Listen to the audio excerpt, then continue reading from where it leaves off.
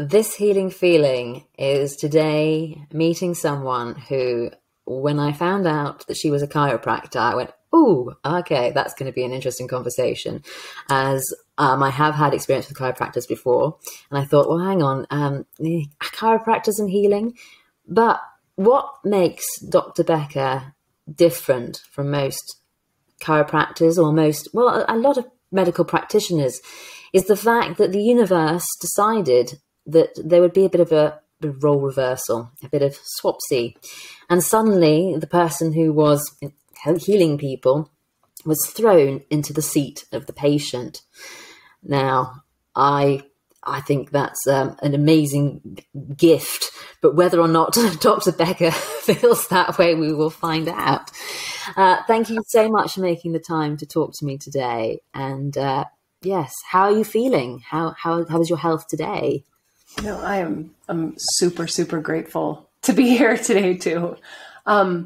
Truthfully, today I am feeling this incredible feeling of possibility and even some relaxation, which is not altogether normal for me.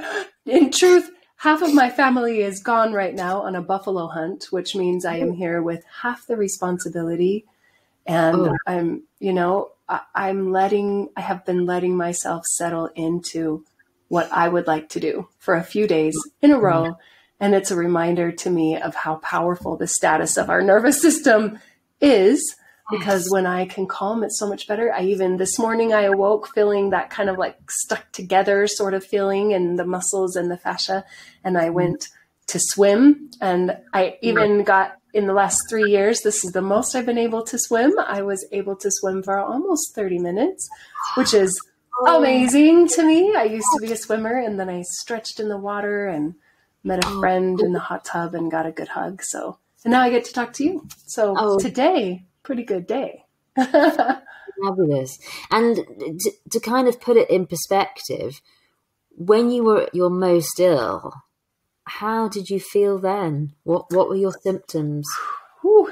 At my most ill, well, I can kind of walk you through the decline to where I was at, really. So I was a very, very active practicing chiropractor. My husband is also a chiropractor. We own a clinic. We employed other chiropractors, acupuncturists, massage therapists, and I was managing and creating it all, plus my own patients. I'm a pediatric chiropractor. And I know work a lot with maternity type patients in recovery. And I also have 4 kids. I was a professional speaker. We own other businesses. It was just go, go, go all the time.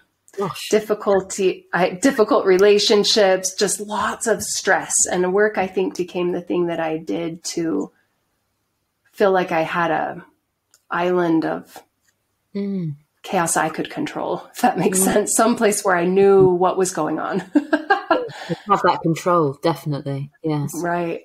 But what I noticed, so you asked if I think it's a gift or not. I absolutely think it's a gift. And I honestly think, it might sound strange, but I think in part that I chose it. I had a real strong inner knowing that being in the adjustment room was not going to be the place for me. And that it was time that I grow past just helping one person at a time. And I thought that meant, we're going to expand our business. I'm not sure how I'm going to get the energy to do this, but we'll do this. Or I will be speaking on bigger stages, or we will be training I thought it meant bigger. And I had this moment where I felt that I needed to accept walking into something that I didn't understand. That was in July of 2020. It was a very poignant moment for me. And I remember feeling like I was about to walk into the eye of a storm, but that the woman that walked in would not be the same as the woman who walked out. And I remember going on a long walk and thinking, I'm not really sure where I'm asked to be going. I always felt like I knew where I was as a chiropractor. But I just thought, you know what? I trust life to lead me. So I kind of accepted. And it truthfully was just a couple weeks after that, my arms started to really hurt when I was at work. As a chiropractor, that is uncomfortable because I'm using my fingers very much. But it started to lead towards discoordination in my hands and my arms, and just terrible pain radiating from my neck and across my shoulders up into my head. And I have worked through pain many, many times. I usually just tune into the patient's needs, and that's enough a focus for me. But it was making it so I could no longer eclipse the pain. Like not even the person in front of me I could make bigger than the pain radiating from my neck and shoulders. I was trying everything. I did platelet-rich plasma. I don't know if you've heard of those, but they're injections that are different than steroids. Really cool. Usually work very well. It did not do anything. I had them in my wrists, my elbows, my spine, right up under my skull. I was seeing physical therapists. I was seeing wonderful chiropractors. I was taking everything I could think of, but it would just not be managed into place. And then I finally did what I thought was unthinkable before then, was to take 2 weeks off, thinking like, surely if I just rest, it will be fine. But then my legs started to get really discoordinated. I got out of a hot tub and I could not walk very well. Crikey. It felt like I could not find the switch, if you will, or the controllers for my leg. It was for my legs. They like just didn't quite belong to me. Like if I was a puppet and you have strings, like the strings I could no longer control. So we thought maybe I had MS, and I went to get I got an MRI, and the contrast agent that they use when they're trying to look at brains specifically is made of a heavy metal called gadolinium that you are supposed to clear. But I did not. It gave me brain poisoning. And in even the parking lot right after I lost the ability to speak, I couldn't think clearly. I was like stuttering. I got home. It just got worse. It was hard to move my body. It was really heavy. Like the whole thing wouldn't work. So we thought I'd had a stroke maybe. It took me to the emergency room the next day, and it just went on and on and on and on. The brain poisoning lit basically an autoimmune fire in me. It turns out at the end of it, what I know is that I had chronic Lyme disease that I had been putting off the results for by having very healthy eating, by doing all, kinds of things now that I know helped. But I have the kind that attacks your brain and your spinal cord. So it was affecting my limbs. And then when the heavy metal came in to play, it just lit everything else on fire. I had breast implants at the time. I got breast implant illness. I had, it turns out, massive pockets of infection in my jaw that ate the bone away down to the nerve. So there was all kinds of bacterial toxins going through the nerves into my brain. I had tons of gut problems, even though I had been working on them for years. It was just like my body could not get back up again. I ended up with internal bleeding. I got cysts inside.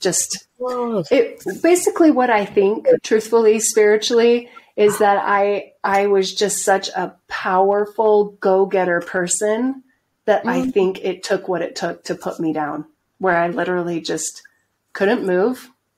At my worst, I couldn't move. I would go into episodes of I'd get this big, heavy pressure at the base of my head, which would just turn off my connection to my body. I would stutter. If I was driving, I would have to pull over, and we would just have to wait for hours on the side of the road till I could manage my arms and legs again. Wow. Just full body pain. I felt like fire in my feet. Yeah. And then eventually, if you're in just constant fiery pain all the time, then a real struggle with depression, with anxiety, wondering what on earth my life was going to be. My children were taking care of me. My husband was trying to manage all the businesses. They were helping me shower. They were helping me go to the bathroom. So swimming for 30 minutes today was like, yeah. So that was the worst. Yes.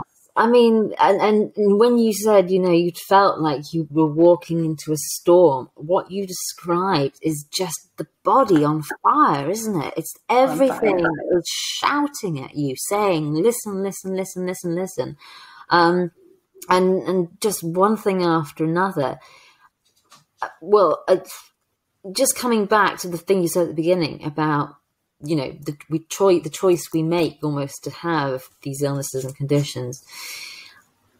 Did you feel when you were in the midst of this that you'd chosen it? Were you able to see that, or were you just kind of keep your head above water? That may depend on the day, but truthfully, overall, I really knew I had chosen it. What was confusing and frustrating to me, which is, you know, my own inner battle that I often do, is thinking that I should know the answer, right? Oh, I'm here for this reason, and that means that I will learn this and share this and it'll be wonderful, right? I remember even in the emergency room, so I could not talk. We didn't know if I'd had a stroke. We didn't know why I couldn't move my arms. And lots of people were afraid around me. And I thought, well, this is different than I thought. And I almost was calmer than everyone else, because I kind of felt like a new chapter was being opened, I guess. And I don't say that like I'm usually a super Zen person. I think it was a gift that I sort of knew that. But what's interesting is the next week then, while I'm laying there just staring at my ceiling, wow, have I done the make the shapes in the texture on your ceiling thing for a long time?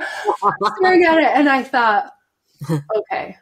Well, I guess it wasn't the week after. It was like a month after. So after everything had fallen down, and my brain was just super, super messed up. For a good 6 weeks, I couldn't read music, write, do math, nothing. I remember thinking, okay, I have lost now everything that I built my identity on, right? Like right now, I cannot practice as a doctor. I cannot take care of my family. I'm not smart, right? I'm not even feeling that kind, if you want the truth. So I'm not the nice, smart person in the room anymore. And I'm like, okay, I've lost all this crap. And this means that I'm now going to see who I really am, right? I almost like sort of buckled in, like now is where I meet my inner light, right? And I'm like, okay, show me who I really am, right? Oh my goodness, so brave. Well, what I saw required a hell of a lot more bravery than I thought. What I saw was an empty, wrecked room. I really could feel like broken furniture, and I got a sense for what I had done to my body and my psyche by just, I would say, constant demand on my body. I'd been an athlete. I'd been a martial artist. I had been in a profession where health, looking or feeling healthy is great. I didn't really know how to do anything except for be strong and capable, but at the expense of my own health, at the expense of not listening to what was happening. Now I know there were plenty of signs of autoimmune disease or other stuff that I just tried to make go away, really. And what I found was how I was mentally living my life, pushing, not allowing lots of different types of emotions, not allowing anything that wasn't kind of picture perfect. I realized I had made it so outside things looked good and inside not so much. So it was a very humbling state to be in, I guess, and also a vital moment to realize that I indeed had done that to myself, well-intentioned. I don't mean I was like flogging myself. I was more aghast at looking back how I had been kinder to everyone else than myself, how I had demanded so much without giving much rest.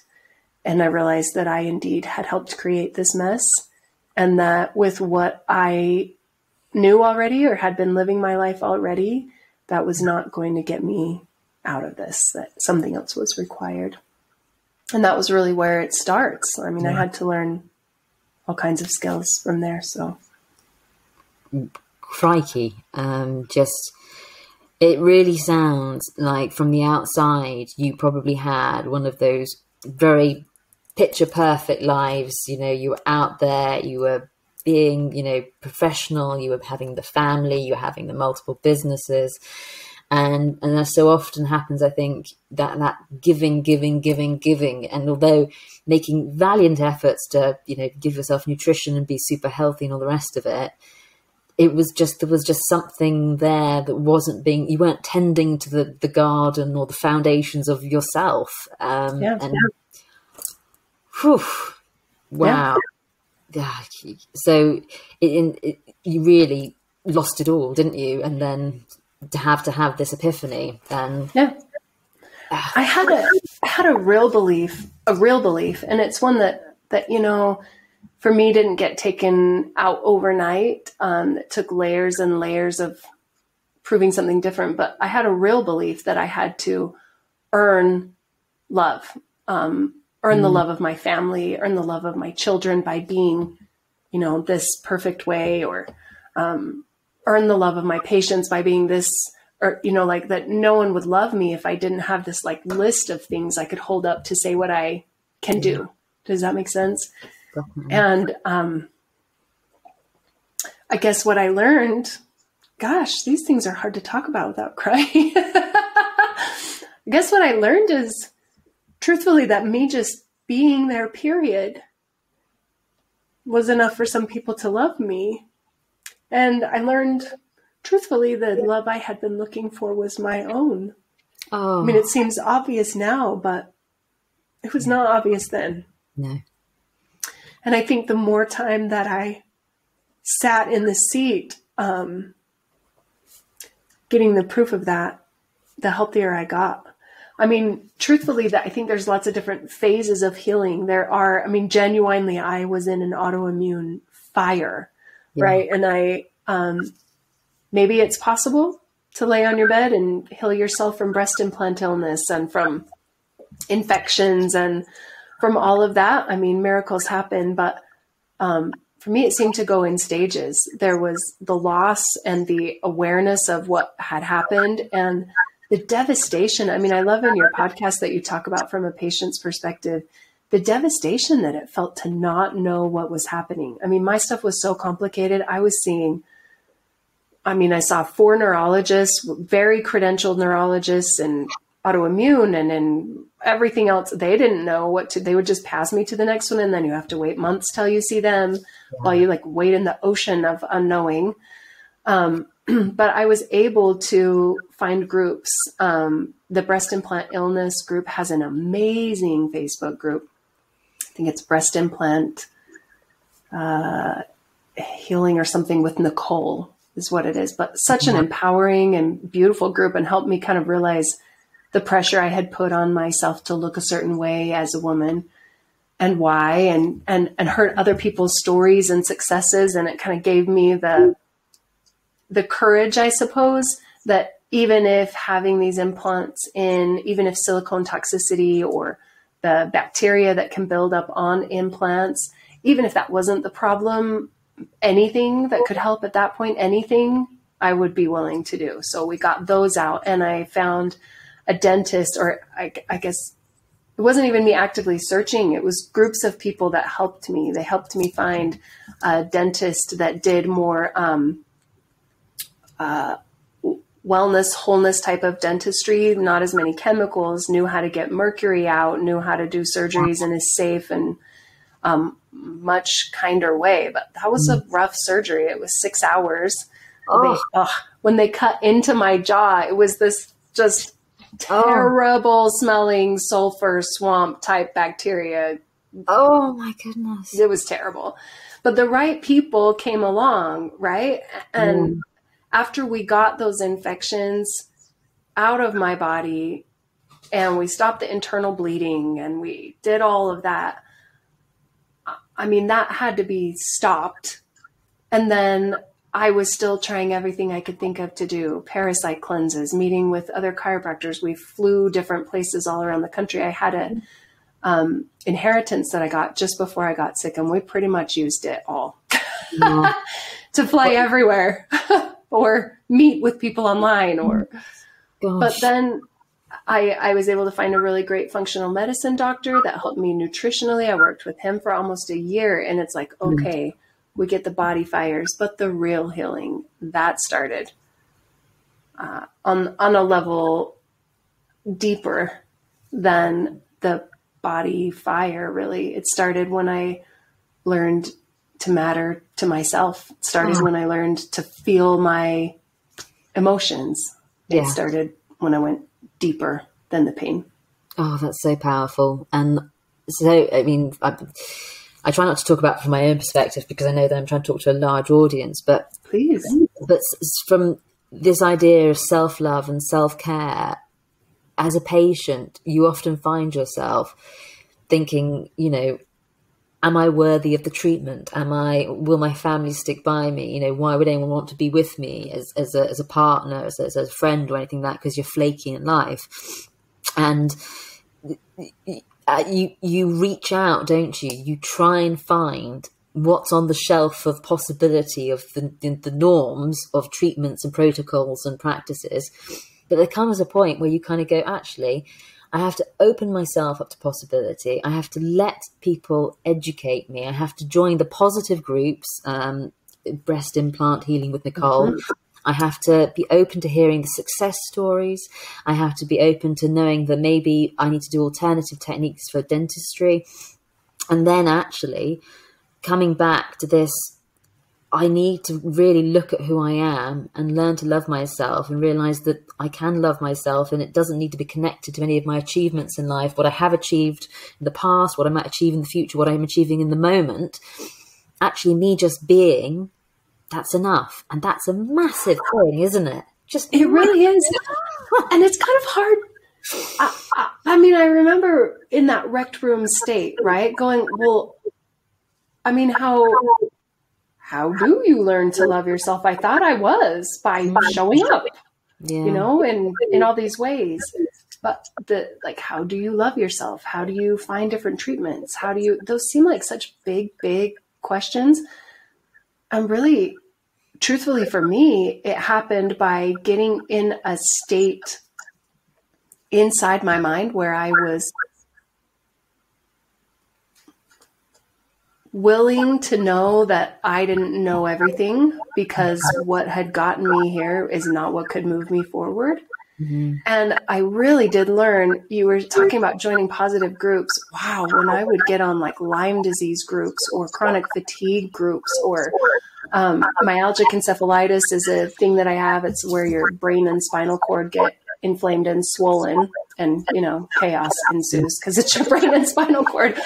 But those groups are so depressing. Yeah. I mean, and I'm not saying that it isn't good to have a place where you can reach out. I would just scroll for 5 minutes and then I would feel like there was no hope at all. Yeah. Like everyone would rather die than wake up like this again the next day. And I thought, okay, their experience is valid. I also understand that feeling. There are definitely days when I don't really have any interest in doing it again if it's going to be this way. But also if I stay in that vibration, if I stay in that energy, there's no upward movement to take me anywhere.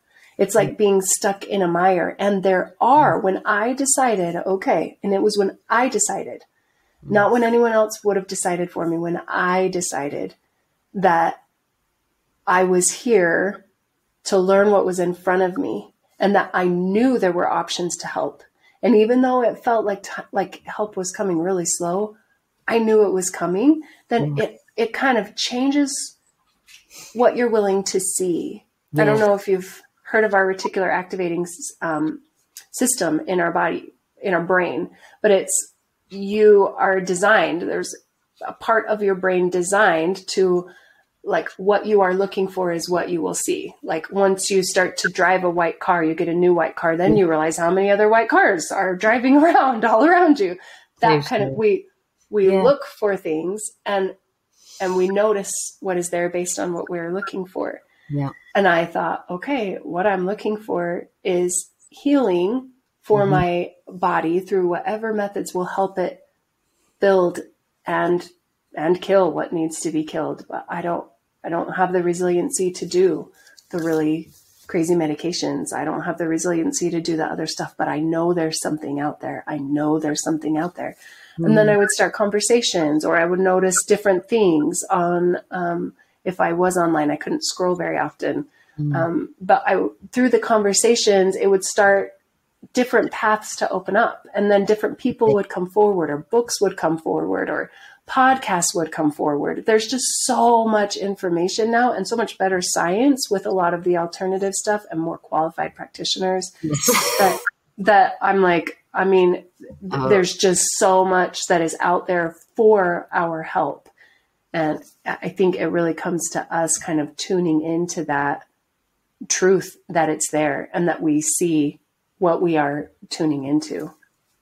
Oh, completely. And it's such an incredible blessing that we are living in an age where, as you say, there are so many people bringing out such brilliant bits of science and news and information that is so widely accessible to so many of us. And if a patient, if someone who's challenged by a health condition can actually try and focus themselves on positive groups and look and be in the positive, it comes back to the mindset, doesn't it? That idea of actually, as hard and as challenging as it is, you've got to see the kind of the blessing of the fact that you're here and that you're going to get through this. And it is a gift that you're going to learn from and can expand from and give back. And just coming back to what you said at the beginning of the conversation, you thought actually, something was going to lead to growth, maybe helping more than one person, something like a bigger platform to expand upon.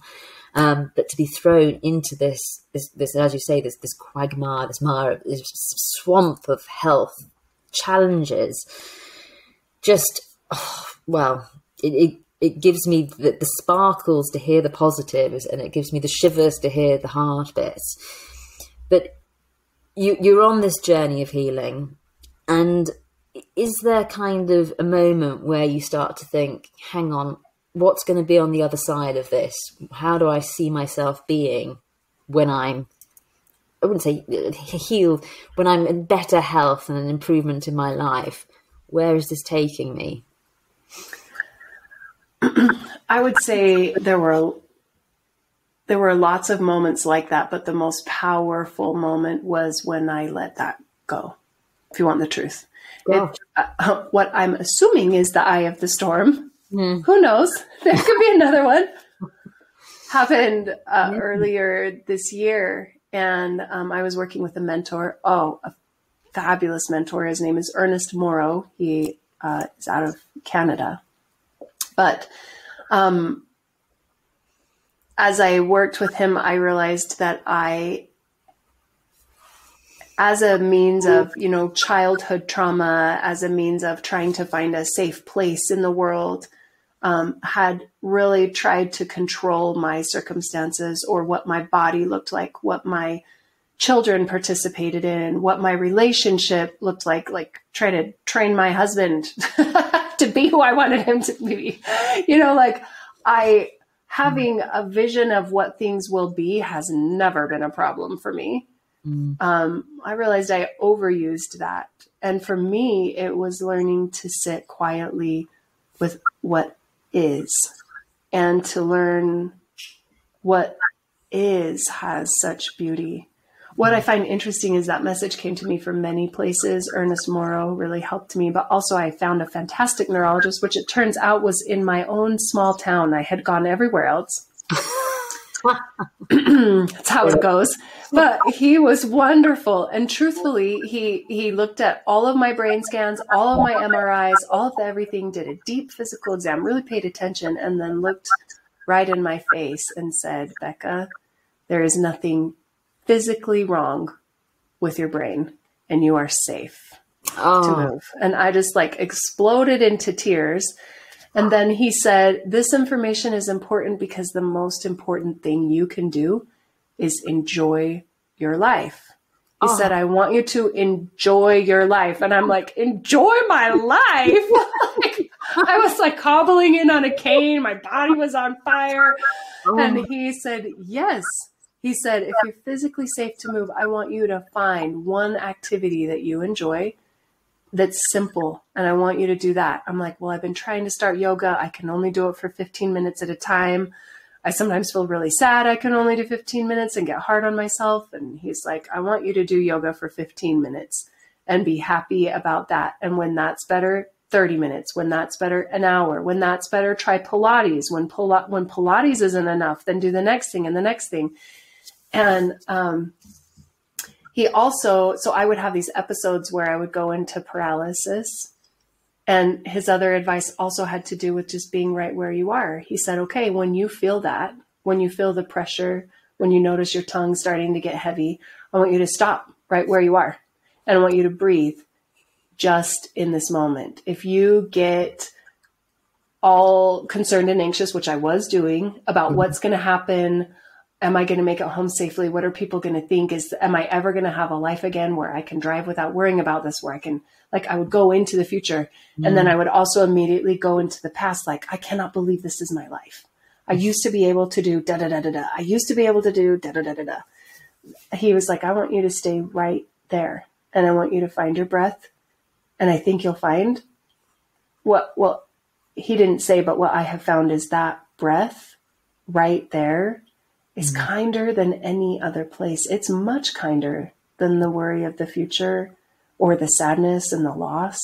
Yeah. Right there in that moment, I can do that moment. And what's fascinating is when I can do that well, then it takes what used to take 2 days to come out of a neurologic episode, 5 minutes, if I even go into it at all, because it settles everything. And it's not like I'm dealing with my entire future and my entire past at once. So for me, it was letting go of what things could or should look like. It was learning to love what is right here, right now. Even if it's burning pain, the pain is actually less when I am present than when I am trying to shove it down or worry how I'm going to do the whole day with it. That's just incredible. And breath is something so often we take for granted, and yet is has such a massive impact on how the body reacts to whatever. Then the mind, these words that we think, oh, well, I'm just going to think about things in the past and things in the future. If we don't sort of step up and take some control, those again are attacking us because they're negative. And then the body's going, oh, no, got to protect us. You're being attacked, got to fight it. And you coming from a chiropractor point of view, understanding about how the body, and I mean, you can do this a lot better than me, the relationship of the body to the spine and the whole setup. Was there a part of you that was kind of saying, my nervous system is not playing ball with me, there's something, it will just chaotic? How was your kind of your teaching and your learning coming in as a backstory to kind of look at what was happening to you in the present? Well, truthfully, it was just, I mean, it makes me just kind of like, I don't know, chuckle to myself, because what I do as a chiropractor is work with the nervous system, right? Find the things that are making it so that our body is impinged in its healing, right? I free the space around the nervous system so that it can do a better job. But what I learned, what was interesting is my body hated adjustments after this went down. I would doggedly go in because I believe in what my profession teaches, but I was so inflamed that it was making it worse. So I had to stop being adjusted for a while, which was fascinating to me, but another exercise in listening to myself. And I think, again, there's treatments from the outside in that are important, right? If you have some restrictions in your spine, they can absolutely be affecting your nervous system, your brain function. Not can be, they are affecting it. But I don't think there's anything as powerful as what we do to regulate our own nervous system from the inside. I mean, if you're having an incredibly stressful day, you're speaking really horribly to yourself, you're near divorce, you're near bankruptcy, you're near whatever, and you go in and think you're going to get it adjusted away, or, I mean, it's just not going to do it. Those things help, but your real decisions from the inside of if you're listening to yourself, if you are accepting yourself, if you're allowing how you feel, if you're paying attention to yourself as if you are an important person in your life, those are the things that I think our body's nervous systems are really looking for. It's whether we're safe with ourselves, let alone whether we're safe with our husband or kids or banker. It's whether we're safe with ourselves. And the healing is starting at home in the heart, home in the body, home in the mind. What we're planting in whatever regards to terms of the thought processes and the behavioral things, if they aren't healthy and positive, then what will happen is these breakdowns of the systems that support us. Gosh. I have seen in patients often, in fact, now it's like once you've been through something and you see someone walking that same direction, you're like, stop! If you're watching a teenage girl dating a boy that you know is bad, you want to jump in front of the train. But I now know I had so many markers, emotionally and physically, for autoimmune disease. And truthfully, it is that population of people that are hard on themselves internally, like you're eating away at yourself internally. Those people that are really pushing themselves to be everything to everyone. It's like the pleasers, the people who are trying so hard. And it used to make me really angry. I'm like, you got to be kidding me. Like, me trying to do good for so many people for so long is what made me sick. Like, that's just poor planning. That's just terrible. That's a big, stupid joke. I was mad. But I feel like there is a balance that you find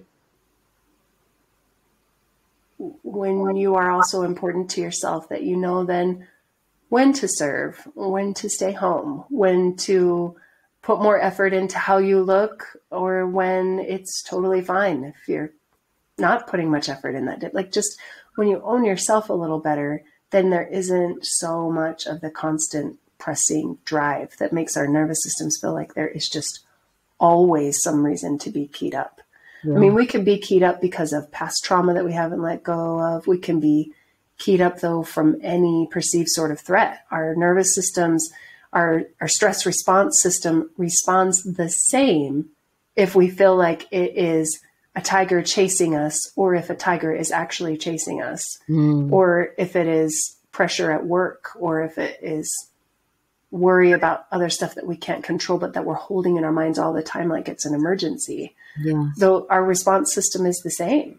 And if your nervous system is always keyed up and never feels safe, it's pretty hard for it to manage or heal. Absolutely. And God, and that thing of, I suppose, when some patients get sick, they might lose their job, their relationships might start to deteriorate, they might lose friends, their families don't look after them. It's just so important to actually then be thinking, well, all of these things, even if I am doing the self-care tools, I've got to be aware of the fact that these are external entities. And unless I create boundaries and I protect myself from being affected and realize that actually there are things that can be changed, you're not going to be getting the body into that state of rest and digest where healing becomes a possibility. And I don't think it takes you going from being worried and sick and stressed and everything to just being zen all the time. No. I mean, if you think about an animal in the forest, let's say a bunny that lives, I don't know, by a wolf pack and a whatever else. I mean, there's plenty of stressors there, right? But what animals do is they make it through the stress and they literally physically shake. They shake it off. They really, like, are present with, oh my gosh, that just happened. Yeah. Right. And then they give themselves time to recalibrate and to come back to the status quo in their nervous system. And then there's another thing that comes up, and then they shake it off and handle that. I think how humans can respond differently for that is that instead of just telling ourselves like, this is life, you know, like this is life with an autoimmune disease. It's always terrible. It's always painful. No one will ever love me. It's, I mean, we take pain and we make it so much worse by adding worry onto it and by adding constant stress. Yeah. What it is realizing like, okay, if I am in charge of the baseline, then I am going to take what is here today in my body. Say my feet are on fire that day. Then it's like, whew, this is not that much fun for me. My feet are indeed on fire today. Let me breathe. I really do just breathe to try and settle things down and then gently move into the day where I almost make it like a quiet, safer place inside of me. Like I know I'm with me. Like if I have 4 children, if I had a child whose feet were burning, you know, and they're like, Mom, it hurts, I would wrap my arms around them and I'd be like, I'm not sure what to do to help you, but I am right here. And when I realized that phrase, I'm like, okay, I am right here for me. You know, that does hurt. It's not great. But then in doing that, it's like my nervous system doesn't feel like there's so much to fight. I don't have to like exaggerate or make it bigger so my husband will pay attention to me about it. I don't have to like go more into a victim mentality to try to pull love from other people. If I am indeed giving love to myself, and then I can ask for what I need from there. Like, sweetheart, my feet are really hurting today. Could you possibly bring me, you know, whatever it is that helps? And that's not only easier on myself, but also the people around me, and creates a whole different vibration of what is possible for the day. Like there isn't such a heavy cloud, even though there's still pain. Like there can be pain and still gratitude that it isn't in my hands today. Gratitude that I have learned a little bit more about how to love myself. Gratitude for those things that creates a different resonance. And that's a resonance that I actually can accept living a day in. Yeah. And I think that decision starts with us alone. Yeah. And that it doesn't have to be Zen all the time. We bring it back to those moments of breath, the moments of kindness, the moments of holding ourselves. And then whatever else happens in the day, at least we have ourselves or know how to get back to ourselves. That's who we're really missing. It's who we really want.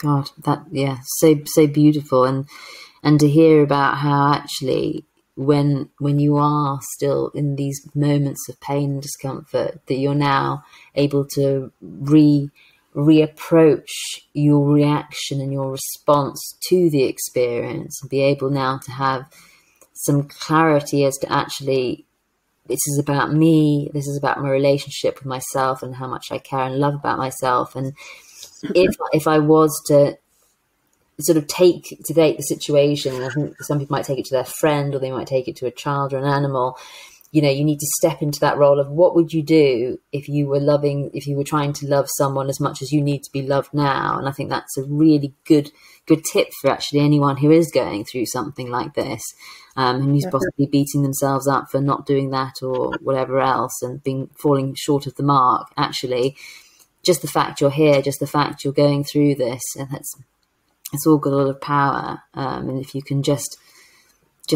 see, or at least begin to appreciate yourself in it, that can actually give you strength in the future. Absolutely. I have a thing next to my bed that a Cherokee woman painted, and it said, we either make ourselves miserable or we make ourselves strong. The amount of work is the same. Oh. And I think it's true. It's true for me. I have it by my bed, so I look at it in the morning. Yeah. The mornings are the hardest for me, and it's when I'm choosing what frequency I'm going to operate in the day, and it is a choice. Yes. Yeah. With the reality of what is present. Yeah. Oh. And it's interesting about that, because again, for me, I have a similar thing, and I use my dogs as a way to get me out of bed, like get out, walk the dogs if I can, have some fresh air, but also then I make my bed. That becomes a part of the experience, because yes, it's effort, yes, it's tiring and might not always look great, but actually then it's kind of, if I feel like later on I need to go to bed and nap, I might nap on top of bed or on the sofa, so I don't go all the way into bed. Yes. It's a slippery slope. Yes. Snugly with an electric blanket. But when you wake up in the morning, that decision that you make, that getting on that frequency, again, there's a really good tip for people, is actually, you are going to make the decision about whether you get out of bed the right way or the wrong way. And the right way actually does begin with you deciding, how do you feel? How is your body? If it's not feeling great, how can I work with this? How am I going to, it's almost pre-planning, isn't it? Not pre-planning too far, but actually pre-planning your kind of response, how it's going to be, rather than thinking, oh, it's all going to go downhill, it's going to be a terrible day, it's going to be a write-off, I might as well not get out of bed. So take stage by stage. And right there, like right then, even though I have to go to the bathroom really badly. Right there, right then. Yeah. That's where the first decision is made. Like I remember when I was really sick and before I learned how to do this, just coming out of dreamland and awaking into this body, and I would just groan. I would just want to sob. That's like, I have to live in this body again. Like, just barely in my dream, I was capable and I was running and I was planning something and I was saving someone. I have very vivid dreams, but then I remember just thinking, not like this, not another day, not like this. And, sometimes it's definitely less rare, because now I can move better. Now the infections are gone. Now I understand so much about creating an internal environment. But some days it's like that. And like we had an event, I was able to be a part of an event, which was just so wonderful. It was supporting a children's justice center where kids that have been traumatized in their families get a lot of help. And I got asked to be I don't know if you've seen the show Dancing with the Stars. Oh, yes. But they did Dancing with the Community Stars. So I got to be one of the people that gets paired with a pro dancer. And that would not have been anywhere on my radar. I mean, last year I watched the event, but I had to hobble in with a cane and get help up the stairs. The year before that, I was in a wheelchair. The year before that, I couldn't move. Wow. So being on the stage was amazing. This just happened 1 week ago. That's incredible. But the dress rehearsal day was too much. It was way too much for me. And it went late. I was actually laying on the ground of the dressing room, wondering if I was I could tell I was real close to the edge of a slide. And I'm like, if I lay here and can't move, people are going to think I have had a stroke and there will be an ambulance ride. And I remember just thinking, well, instead of running away with that and with the shame and embarrassment and frustration, which is what I would have done, now I know I literally am just going to lay here and breathe. Yeah. I'm going to think about something that I enjoy. I'm going to think about being grateful, and I'm just going to let life take me where it is. If somebody walks in and thinks I have died, I will go with there. If someone doesn't walk in and I have the opportunity to get back, that'll be great. Yeah. And I calmed myself down. And after 2 or 3 songs, I was able to get up and move around and just tell people I needed to take it slower. So it worked. But the next morning, 4:30 in the morning, I woke up in just full body on fire pain and laid there for an hour trying to figure out what to do with myself, and finally just got myself into a bath loaded with Epsom salts and kind of did the thing that now, I know helps. And I had to be gentle with myself and move slower. But the real game was right here, which I was so grateful now I knew. I mean, it wasn't just that I was thinking, wow, physically last year, there's no way. It was mentally last year. There's no way. That pain, I didn't add to it anymore by thinking what a loser I was or how much I'd lost or what if I can't do this. It was well, right now, I guess this makes sense. I did a lot yesterday. So right now, how can I help myself? Okay, warm water. Okay, now get out of the warm water. Okay, can we do this thing? Yeah, I can do it if we move slow. Like, it's how can I help myself instead of what a loser I am. And I think that mental awareness, those mental skills, that better mental health, I think has made all the difference. I was able to dance that night. It was wonderful. I had a blue swishy dress. I danced to a Frank Sinatra song. It was great. Oh, wow. Oh, that's just fantastic. We love that sort of thing in the UK. We've got our own equivalent called street dancing, and it always blows us away because the people who don't watch it think, oh, they're just watching some dancing show. And what they don't realise is that to have the opportunity, one, to work with a professional dancer is wow. So fun. So fun. And the second thing is, it takes a huge amount of bravery and throwing yourself in the deep end, because the general man and woman off the street, or even the actor or the musician or whatever that goes on to this show or takes part in these things, it's an intense workout. There's lots of learning, there's lots of movement, there's movement in ways that the body isn't used to, there's trying to remember things, there's realizing there's going to be an audience, that you're taking yourself into a space where all those negative thoughts could be happening, but also all those positive thoughts. And in this country, what often happens on the show is that when the dancers come off the stage, they go, I just enjoyed myself. Just got out there and enjoyed myself.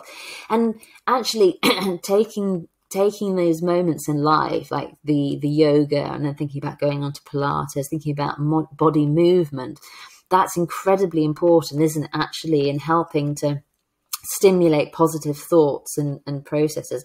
And I mean, just on a very small level, I've now got a situation where I can actually play music that I like. And sometimes I just do crazy dancing. And I'm like, if someone's in, they're going to think I'm absolutely bonkers. It doesn't matter though, because the world is a stage. It's a stage where you don't have to have an audience though to go out and enjoy it. And just have a bit of fun, because the fun and the joy is so important. So important. I mean, the neurochemistry that happens with letting yourself enjoy is monumental. Yeah. I mean, it's neurochemistry that makes it so we don't want to get out of bed. It's neurochemistry that makes it so we enjoy what comes next. Yeah. I saw my neurologist the morning of the dancing thing. So mine wasn't a big televised thing, but I was dancing 3 times a week. And it was, I mean, my brain had to learn how to work this body around some of the injuries that the brain has had. So it was very different. Yeah. And I, was still in a bit of pain on our appointment. And he just looked at me and looked at how I was moving and talking and walking. And he said, your new prescription is dancing. When this is over tonight, you need to find somewhere to dance, like the joy that is effusing from you. And honestly, on that, an interesting thing happened on stage. So there was 1,000 people in the center, and then all just cheering their ever loving hearts out their mouths. That sounds disgusting, but just cheering for us, because, they knew the people that are on stage with the pros are people just trying to help this center. All the money we raised went to the center. And I remember, I was planning beforehand. I know that stress can shut my nervous system down. I know worry can. I know adrenaline can.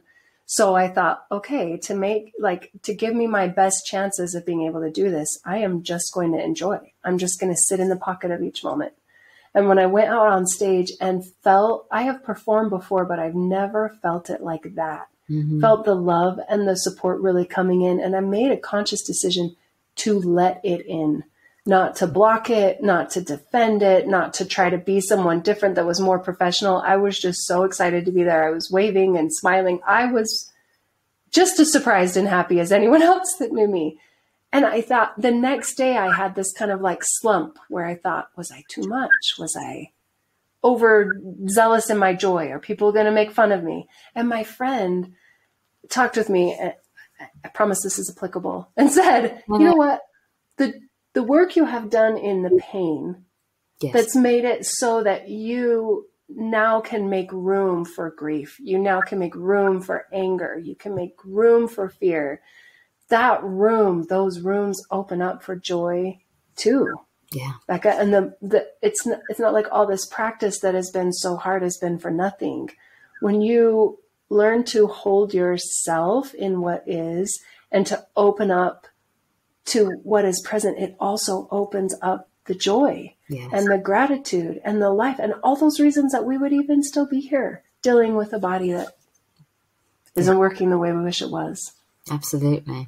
We increase our capacity, and it's pretty awesome to use that capacity for something that feels good.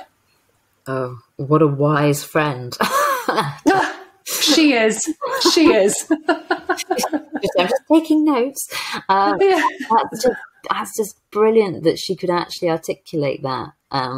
Because again, of someone who is so challenged by their body and their health challenges, you do spend a lot of time trying to kind of not fight fires, but kind of make the best of a situation. So when there are these opportunities for joy and happiness, it is totally vital and important that you open yourself up to them and you kind of let the love in, let the light in, let the humor in, let the ridiculousness in, because those again will be the things that help counter any of the negative things, to help get the nervous system back to a place where you're going to be able to heal.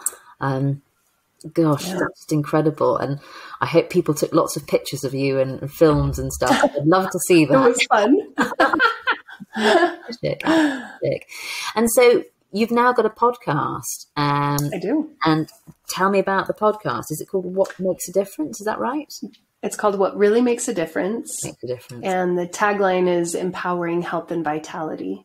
So the point was truly, I know as a patient, it can feel overwhelming, the amount of options or information or, misinformation that is present there. And because I was able to travel, because I have a network of people that are doctors, alternative practitioners, artists, friends, like they came forward to help me and streamline information for me, which was invaluable. Yeah. I wasn't in the state to be able to be learning and deciding all the things. And so what I felt a calling pulling me toward is helping be a voice for that for other people.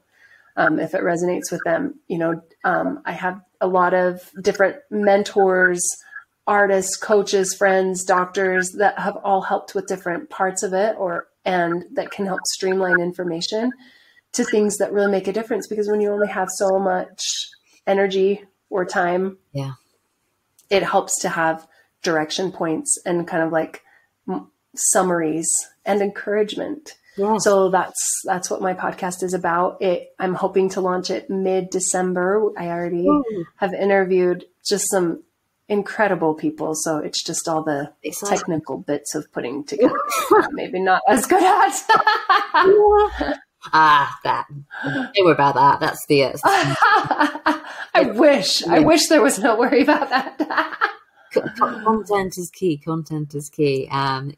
Post-it notes would still work quite well, but the fact that you're now taking your experience and you're going out there and you're giving people the opportunity to have these taster conversations, these windows into possibilities. And what I said to someone the other day was actually, even when you're in a financial position where you can't afford to go and maybe have that appointment or do that or whatever else, if you're interested in healing, you want to know about what's out there because you want to have it on your vision board. You want to have it in your list or your journaling or whatever else. And you want to be having the conversations with people or reading the books or listening to the podcast, because every little nugget, every jewel, every gem of information, every breadcrumb that is thrown in front of you could lead you somewhere to the next person or the next bit of information. And it can be anything from food, nutrition, mold, toxicity, breathing, whatever, hormetic stress. There's so much out there now that we can access and that we can find out about with online learning and all the rest of it, that if we're just open to it and take a moment to actually sit with it and listen, and rather than than try and solve it all. That's what my podcast is about, is just making that information easier to get to. I'm pointing direction to people that teach this or that. And then as it resonates with people, then there's direction points for where to go. I can't wait. That's going to be super exciting to listen to. And thank you for actually taking your experience now and using it as something, as a vehicle and a platform to actually be passing on this information, because the one of the really unique things about you is that you have been in you're a doctor, you've been on the other side healing people, but now you've actually been shoved into how it feels to be the patient.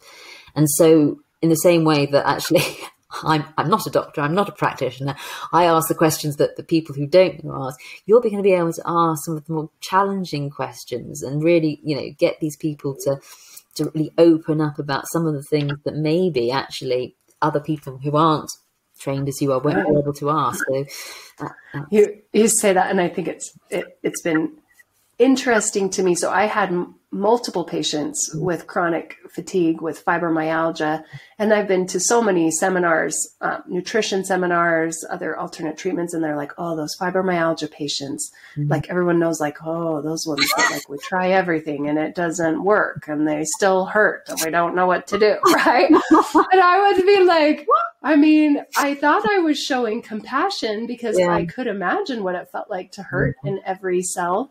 Yeah.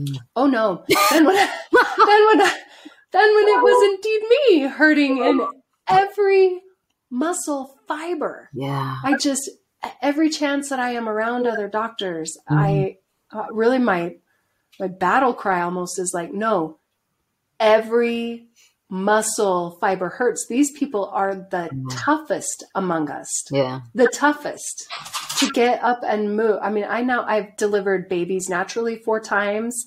Wow. I've passed a kidney stone naturally. Wow. I've done all kinds of very intense martial arts. I know pain. No. Chronic pain, fibromyalgia pain. That's the worst. That's the hardest. Yeah.